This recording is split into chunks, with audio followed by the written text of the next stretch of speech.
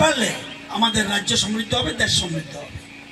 এই জন্যই যারাই খালি জায়গা আছে কাঁঠাল লাগান, কাঁঠালের প্রচন্ড ডিমান্ড, কাঁচা কাঁঠালও, আম লাগান, জাম লাগান, লিচু লাগান, কুল, এটা কি বলে, আপেল কুল লাগান, যা ইচ্ছা লাগান, সব ধরনের সাহায্য সরকারের আছে। এটাই মোদী সরকার।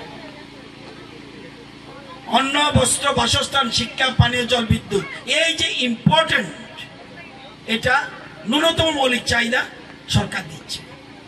তো আপনাদের ধন্যবাদ জানাই, সময় কম, এই যে আমার টাইমটা গেছে এইটাও অসুবিধা হয়েছে, তবুও ব্রজবুরবাসীকে ধন্যবাদ জানাই।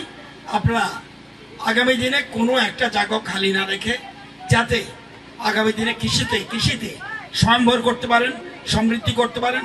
আর এখন যে একটা অভিযান চলছে, অভিযানকে সাফল্যমণ্ডিত করবেন। এই কথা বলে আমার কথা বলা শেষ করছি। ধন্যবাদ, নমস্কার।